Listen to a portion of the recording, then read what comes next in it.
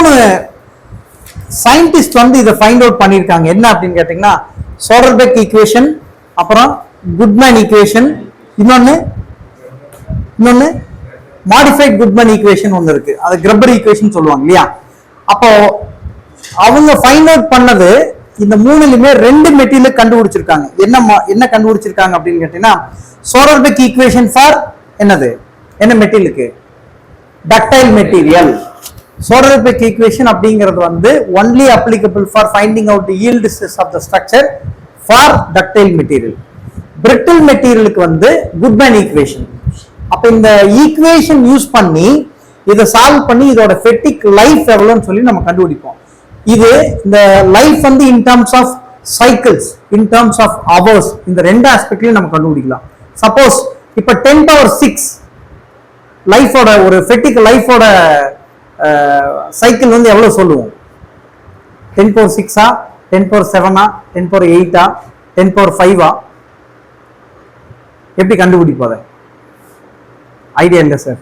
10⁶. ஞாபகம் இருக்கா? 1 million cycle. 1 million cycle, அவ்வளவுதான், முடிஞ்சு போச்சு. அப்போ ஒரு ப்ராடக்ட் உடைய ஃபெட்டிக் லைஃப கண்டுபிடிக்கிறதுக்கு மேக்ஸிமம் 1 மில்லியன் சைக்கிள்ஸ் வந்து அது ரன் ஆகுதா அப்படிங்கறத ஃபைண்ட் அவுட் பண்ணுவோம். 1 மில்லியன் சைக்கிள்ஸ். சோ இதுக்கு தான் நம்ம மெயினா ஒரு கிராஃப் நம்ம யூஸ் பண்ணுவோம். என்ன கிராஃப் அப்படின்னு பாத்தீங்கன்னா SN கர்வ். கேள்விப்பட்டிருக்கீங்களா? இதுதான் வந்து SN கர்வ். Sங்கிறது stress,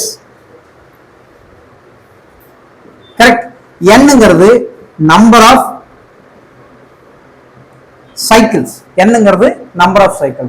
so there are multiple number of materials. இப்போ எல்லா மெட்டீரியலுக்கும் வந்து SN கர்வ் நீங்க அரே பண்றீங்க. ஸோ இப்படிதான் வரும். SN கர்வ் அப்படிங்கிறது இந்த மாதிரி தான் அச்சீவ் ஆகும். அப்போ ஸ்ட்ரெஸ் வந்து எவ்வளவு இருக்கு corresponding to the number of cycle. அப்போ அதோட லைஃப் எவ்வளவு இருக்குன்னு நம்ம சொல்றோம்.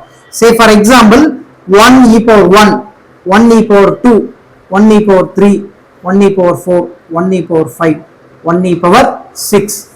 This many number of cycles, 1 million cycles maximum. அப்போ இப்போ suppose say for example you can take, இது வந்து என்னோட ductile material. Ductile material maybe C35 or C45, C50 something இல்லையா? இந்த கிராஃப் இப்போ இதோட yield stress எவ்வளவு இருக்குன்னா maximum up to maybe 4.10 megapascal, sorry 450 megapascal. அப்ப இதோட ஸ்ட்ரெஸ் வேல்யூ வந்து மேக்ஸிமம் 450 megapascal, 450 megapascal. பட் இது வந்து yield பாயிண்ட்.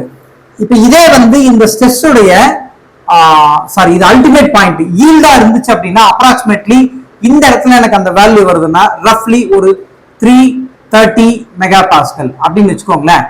அப்ப என்னோட yield stress வந்து மேத்தமெட்டிக்கலா இதுல இருக்கக்கூடிய இந்த ஃபார்முலா யூஸ் பண்ணி நீங்க கால்குலேட் பண்ணீங்கன்னா, இங்க இருக்கு இந்த ஃபார்முலாஸ், இந்த ஃபார்முலா யூஸ் பண்ணி கால்குலேட் பண்ணீங்கன்னா I have achieved the value of 330 megapascal. அப்ப 330 megapascal என்னோட ஸ்ட்ரெஸ் அப்படின்னா you can draw the curve. Curve எப்படி டிரா பண்ணுவோம்? இதுதான் அந்த point corresponding to the vertical axis. Approximately 1e⁴ அல்லது 1e⁴5 னு வெச்சுக்கலாம் roughly. அப்ப இதோட total life number of cycles run ஆகுதுன்னா 1e⁴5, 1e⁴5 சைக்கிள்ஸ் வரைக்கும் இது ரன் ஆகும். இதுதான் அதனுடைய ஃபெட்டிக் லைஃப். அப்ப மேக்ஸிமம் ஸ்ட்ரெஸ் வந்து எவ்வளவு இருக்கும்? 330 அப்படின்னு இருக்குன்னா அந்த 330க்கு corresponding to the number of cycle. இது வந்து என்ன பண்ணிருப்பாங்கன்னா ஆல்ரெடி டெஸ்ட் பண்ணி ப்ரூவன் மெத்தட்ல இது மார்க்கெட்ல இந்த மெட்டீரியல் அவைலபிள்.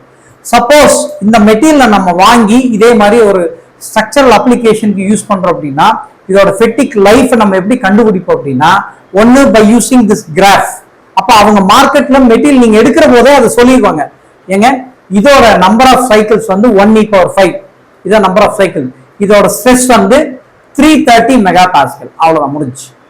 ரைட்டா? இதுக்கு பேர் தான் என்ன சொல்லுவோம்னா SN curve. SN curve mainly applicable for finding out the fatigue life of the component or fatigue life of the structure. That's all. கரெக்ட்டுங்களா? அப்ப இந்த fatigue life வந்து இது வந்து நம்ம எக்ஸ்பெரிமெண்டலா கண்டுபிடிச்சு வச்சிருக்கோம். This is fine. சப்போஸ் நம்ம ஏதாவது ஒரு ஸ்பெசிபிக் அப்ளிகேஷனுக்கு ஒரு ப்ராடக்ட்டுக்கு வந்து அந்த ஃபெட்டிக் லைஃபை கண்டுபிடிக்கணும் அப்படின்னா இதே மெட்டீரியல் நம்ம எடுத்துட்டு இதே ஈல்டு ஸ்ட்ரென்த் எடுத்துட்டு நம்ம கால்குலேட் பண்ணணும்னா we have to determine what is the safety factor, what is the fatigue life அப்படிங்கிற நம்ம கண்டுபிடிப்போமா, எந்த இடத்துல டேமேஜ் அதிகமா இருக்கு, சேஃப்டி ஃபேக்டர் எவ்வளவு இருக்கு, இதோட டோட்டல் லைஃப் எவ்வளோ, இப்போ 5 இப்போ 6 அப்படின்னு கண்டுபிடிக்கணும் இல்லையா. அதை வந்து பை யூசிங் FEA அதை எப்படி ஃபைண்ட் அவுட் பண்றது அப்படிங்கிற நம்ம பார்ப்போம். சரியா?